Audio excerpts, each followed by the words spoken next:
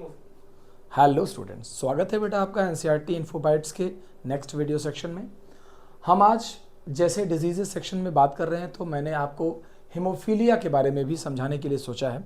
Haemophilia जिसे कि royal disease या ब्लीडर डिजीज़ कहते हैं, इस डिजीज़ के बारे में सबसे पहले पता चला क्वीन विक्टोरिया के अंदर। जो क्वीन विक्टोरिया थी वो इस डिजीज़ की कैरियर थी, इसलिए हमारे पास जब हम इस डिज़ीज़ की बात करते हैं तो हमें रॉयल फैमिली में इसके बारे में पता चला। और सबसे पहले ऐसा भी कहा जाता है कि हीमोफीलिया का ही फर्स्ट पेडिग्री चार्ट इसी का बनाया गया।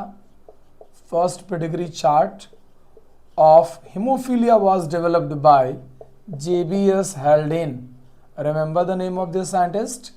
दो जगह इनका काम है, एक तो पेडिग्री चार्ट पहली बार डेवलप किया और दूसरा ओपेरिन हेल्डेन हाइपोथेसिस भी याद कीजिए, एवोल्यूशन में इन्होंने ही दी है। ठीक है, तो वहाँ से हम आगे की कहानी में पहुँचते हैं। हीमोफीलिया बिल्कुल जैसे आपने कलर ब्लाइंडनेस पढ़ी है, ठीक उसी तरीके से एक XLR डिजीज़ है, यानी कि एक्स लिंक्ड रेसेसिव डिसऑर्डर है। एक्स लिंक्ड रेसेसिव डिसऑर्डर है, यानी बाकी डिजीजेस की तरह भी ये भी क्रिस क्रॉस इनहेरिटेंस ही शो करेगा। क्रिस क्रॉस इनहेरिटेंस आप हमारे दूसरे वीडियो में एक बार चेक कीजिएगा, आपको वहाँ से बहुत अच्छे से इसके बारे में मैंने समझा दिया है। जब हम डिजीज़ के बारे में और बात करते हैं तो दो तरीके से बात करते हैं। पहला पॉइंट, जो हीमोफीलिया डिजीज़ है डॉक्टर्स, ये फिलहाल दो तरीके से आप टाइपिफिकेशन पे जा सकते हैं। एक को कहते हैं हीमोफीलिया ए और दूसरे को कहते हैं हीमोफीलिया बी। तो जो हीमोफीलिया ए है, इसके अंदर हम बोलते हैं कि इस हीमोफीलिया में ब्लड कोएगुलेशन में डिले होता है और मैं यहाँ पर बोलूँगा due to deficiency in factor याद कीजिए, जब आप ब्लड सर्कुलेशन वाला चैप्टर पढ़े थे तो वहाँ पर आप पढ़े थे कि क्लॉटिंग फैक्टर होते हैं। Due to deficiency of clotting factor 8, remember clotting factor 8 की डेफिशिएंसी से जो होता है उसे कहते हैं हीमोफीलिया ए। और जो due to deficiency of clotting factor 9 की वजह से होता है, क्लॉटिंग फैक्टर 9 मैंने यहाँ लिख दिया है, इसकी वजह से जो होता है उसे कहते हैं हीमोफीलिया बी। तो जो ये क्लॉटिंग फैक्टर 8 होता है, इसका नाम है AHG, पूरा नाम है एंटी हेमोफिलिक ग्लोबुलिन। क्या नाम है बेटा? एंटी हेमोफिलिक ग्लोबुलिन कहते हैं इसे। जबकि ये जो क्लॉटिंग फैक्टर 9 है, इसे क्रिसमस फैक्टर कहते हैं। इसीलिए हीमोफीलिया बी को क्रिसमस डिजीज भी कहते हैं। ये दोनों बातें याद रखिएगा आप। दूसरी तरफ जब हम इस डिजीज के बारे में फर्दर बातचीत करते हैं तो कॉम्बिनेशन हम समझ लेते हैं।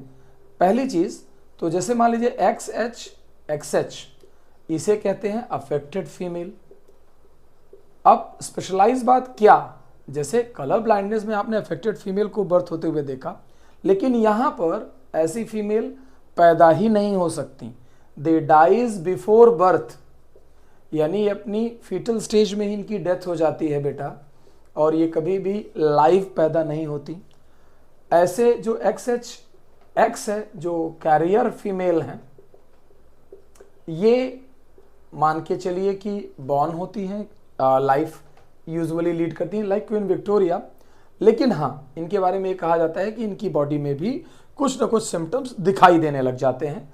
Rest genetically they are normal, phenotypically normal, genetically they are carrier. और जो ये XHY होता है, अफेक्टेड मेल जिसे कहते हैं, ये अफेक्टेड मेल भी लंबे टाइम तक सर्वाइव नहीं करता, डाइज बिफोर सेक्सुअल मैच्योरिटी, यानी ये एक सेक्सुअल मैच्योरिटी तक पहुंचने से पहले ही इसकी भी डेथ हो जाती है।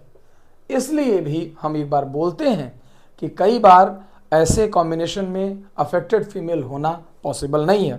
आपको एक क्वेश्चन देता हूं, आप ये क्वेश्चन करके हमें आंसर कमेंट में भेजिएगा कि अगर मैं मान लीजिए आपसे कहता हूं कि carrier female is married to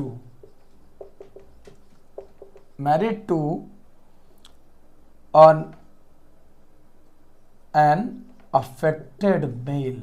मान लीजिए थेरेटिकली हम ये बात करें कि कैरियर फीमेल एक अफेक्टेड मेल से मैरिड होती है। What is the combination in their progenies. आपको बताना है कि इनके पास मेल्स कैसे पैदा होंगे, फीमेल्स कैसे पैदा होंगी। इस क्वेश्चन का आप आंसर बताइएगा और इसी तरीके से इन टॉपिक्स पर आप अपनी तैयारी करते रहिएगा। ठीक है बेटा, प्लीज़ ख्याल रखिए।